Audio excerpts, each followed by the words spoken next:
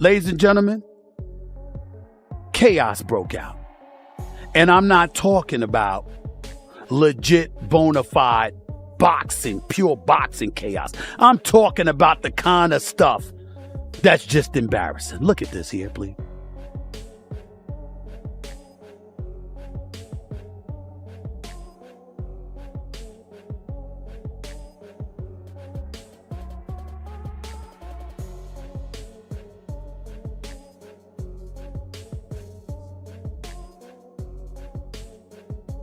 We in Costco right now, but we stuck in Dubai. We're in Dubai stuck. The sports world was rocked to its core when broadcasting legend Stephen A. Smith dropped a bombshell revelation that no one saw coming. Floyd "Money" Mayweather, a man who has built his entire brand on absolute transparency regarding his wealth, was allegedly caught hiding a massive secret, a multi-million-dollar mansion in Dubai. This wasn't just another house, it was a ghost property.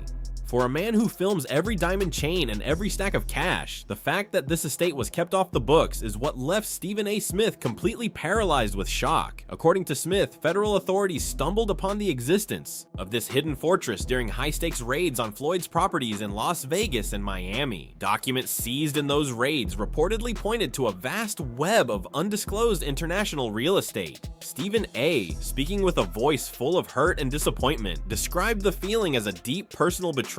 He didn't just see Floyd as a champion fighter, he saw him as a brother. This discovery wasn't just a headline, it was the spark that ignited a massive federal deep dive into the Mayweather empire. Which is why I sit here with sadness today to report to you that I'm incredibly disappointed in one of my all-time favorite fighters, my brother, Floyd "Money" Mayweather. As the investigation intensified, the narrative shifted from luxury to something much darker. Reports began to circulate that this Dubai mansion wasn't just a vacation home, it was a strategic hub. Allegations surfaced suggesting the property was being used to store sensitive evidence and materials tied to highly suspicious business dealings. We aren't just talking about unpaid bills, we are talking about claims of fraudulent activities that far exceed a simple overseas investment. The wall of silence surrounding the mansion started to make sense to investigators. Many believe Floyd intentionally kept this property in the shadows because it served as a black site for activities he couldn't afford to have linked to his US persona. The secrecy was a safeguard, a desperate attempt to keep sensitive data out of the During his time in Dubai, look at him overlooking the beautiful city and visiting the world's tallest skyscrapers while wearing a light $350,000 on his wrist. That is his factory iced out rose gold Richard. Stakes reached a fever pitch when it was suggested that this mansion was intended as a safe house, a final destination for Floyd and his inner circle to escape to if things ever turned south with US authorities. During a forensic search of the premises, the details reported were nothing short of cinematic. Federal agents allegedly uncovered a treasure trove of incriminating evidence. This reportedly included legal documents tied to a mountain of ongoing lawsuits, disputed property deeds, and most shockingly, stacks of counterfeit cash totaling millions of dollars. When Stephen A. Smith shared these allegations publicly, it sent the internet into a frenzy. While these claims remain unconfirmed by official government statements, the picture being painted is one of a desperate— I'm right here in Dubai. Go 10-star luxury rentals. Check them out. When you come to Dubai, top flight, follow me. We got everything. McLaren in different colors. Ferraris, Lambos, whatever you want. But the rabbit hole goes even deeper. The Dubai situation exposed a terrifying financial reality. Floyd Mayweather might be drowning in debt. We are talking about massive, high-interest obligations to private lenders, global corporations, and even international governments, including the nation of Mexico. Reports state that the Dubai mansion was temporarily sealed as a crime scene, while 2 individuals found inside were reportedly taken into federal custody. Stephen A. Smith didn't hold back, demanding that Floyd step out of the shadows and explain exactly what was found behind those closed doors. The pressure is mounting, and the world is asking.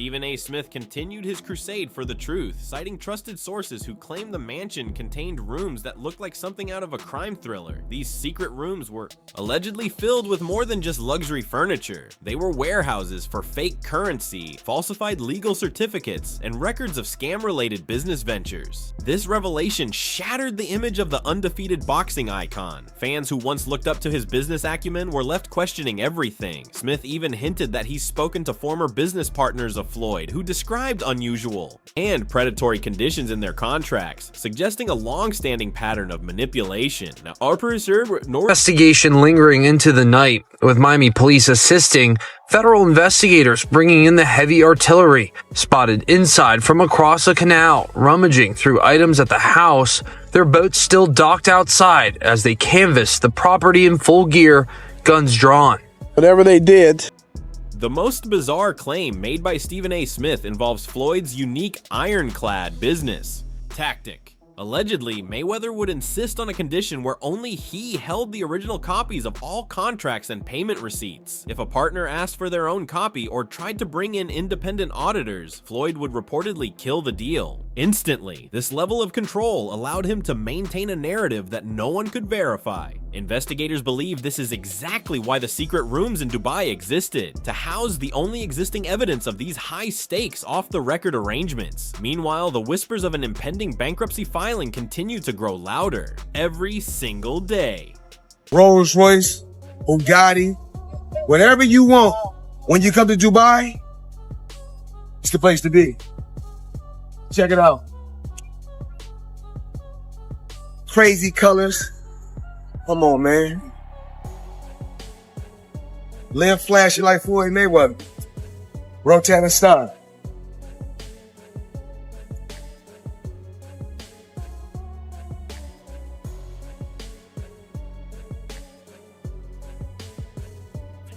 While the Money team continues to post high-end content, Stephen A. Smith is calling it all a facade. He publicly questioned why anyone still believes the hype, arguing that there is zero concrete evidence to support Floyd's claims of being a billionaire. He suggested that the real estate empire Floyd brags about is largely exaggerated or tied up in so much debt that it doesn't actually exist on paper. According to Smith, Floyd is a master of smoke and mirrors, a man who knows exactly how to manipulate the public's perception while his actual assets are being seized behind the scenes. Mentality is I walk into work every day. Number one responsibility, how do I make us more money? Number two, how do I get some of it? That's my approach to business. The minute I walk in every single day, I'm unapologetic about it. It's not personal or anything like that. I am constantly trying to win because And Don Antoine, witness close to the federal investigation, has added more fuel to the fire. They claim that the search of Floyd's properties wasn't just a random audit, it was a targeted strike. Agents allegedly recovered fake ownership certificates for cars and homes that Floyd claimed to own outright. The witness painted a grim picture of Floyd's finances, alleging that he owes staggering amounts of back taxes and has massive unpaid balances at luxury car dealerships, elite jewelry houses, and world-class fashion brands. The billionaire lifestyle was, according to these reports, being funded by a mountain of credit. And he didn't appreciate that. And he was so pissed off we went without talking. And it got to a point where a couple of my colleagues pulled me to the side and said, yo, man, you the beat writer.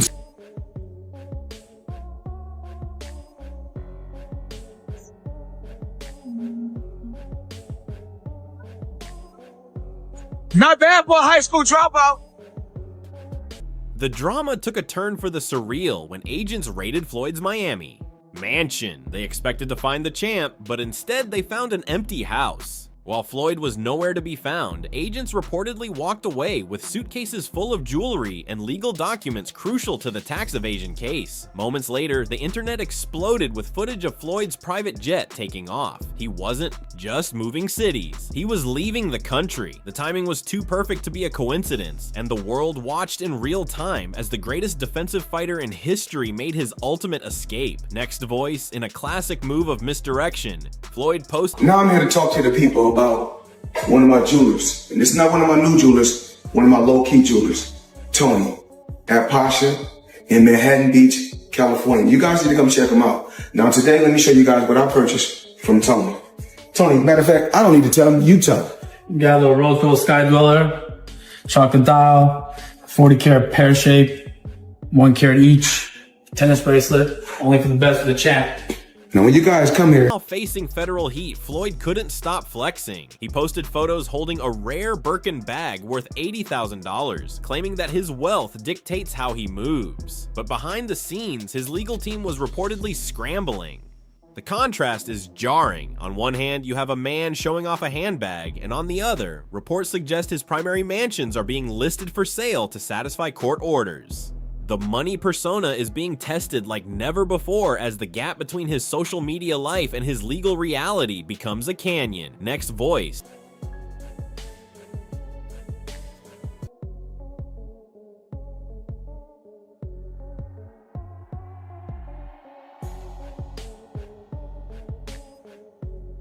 Sale was handled through Foso LLC, a shell company linked to Mayweather. Reports indicate that the buyer didn't just pay cash, they had to take over Floyd's $13 million mortgage. This highlights a truth Floyd rarely mentions. Many of his assets are heavily mortgaged, with a $48 million listing for his Beverly Hills mansion also on the table. It's clear that Floyd is in the middle of a massive fire sale to generate the liquidity needed to fight his mounting legal battles. Next voice. After 7 years of calling Beverly Hills home, Floyd is officially cutting ties. The $48 million price tag is nearly double what he paid in 2017, but experts say the high price is a Hail Mary to cover his debt. Today, got 2 different colors. Check it out. See color down here? Look at the color up top. Time me to go to bed. Time me to go to bed. See you guys in the land. The half-acre estate is a masterpiece of luxury, yet even this sale is overshadowed by allegations that the original funds used to buy it are now under federal scrutiny. The walls are closing in on the 90210 lifestyle that Floyd worked so hard to project. Next voice. The Beverly Hills estate is a 15,000 square foot monument to excess. It features 6 massive bedrooms, 10 bathrooms, a marble-drenched entrance, and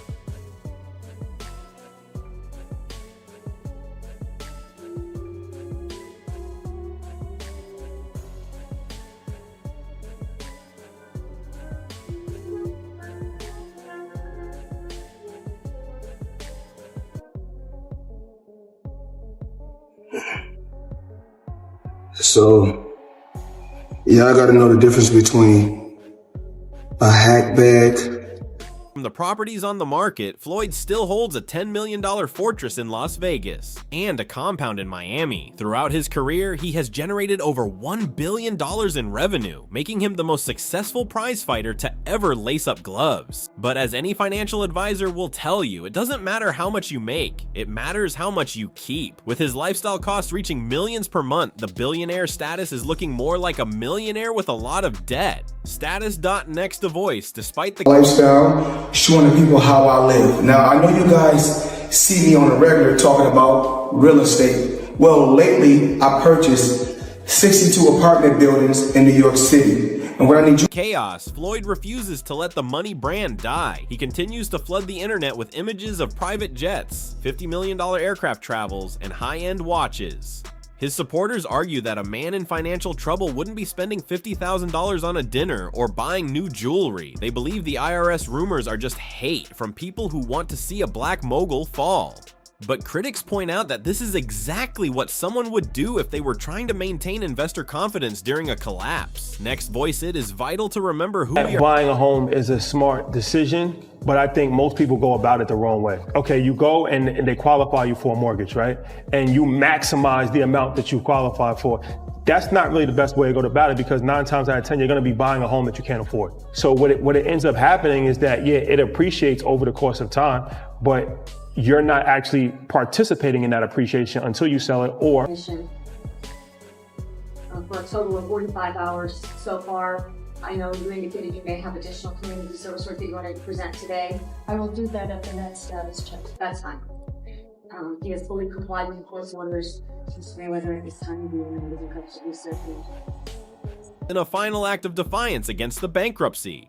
Rumors Floyd recently showcased his brand new Mercedes-AMG S63E performance. Draped in red ribbons outside a luxury dealership, the $186,000 hybrid beast is a statement on wheels. He went from a private jet to a new supercar in the span of a weekend. Whether he is truly broke and hiding it, or simply the victim of a massive federal misunderstanding, one thing is certain: Floyd Mayweather Jr. knows a HELOC, or you're taking money out of your home, but most of the time people won't do that, right? So now you're getting into a situation where you bit off more than you can chew, and that is a recipe to go broke. So a lot of times people think that they're doing something intelligent by buying a home, but most Americans are buying homes that they can't afford. So you got to take into consideration what your daily check is like, what your weekly, monthly check is like, and what the bills are going to cost you, because you could be house rich. Slide over and check out the photos. It's not all 62 buildings.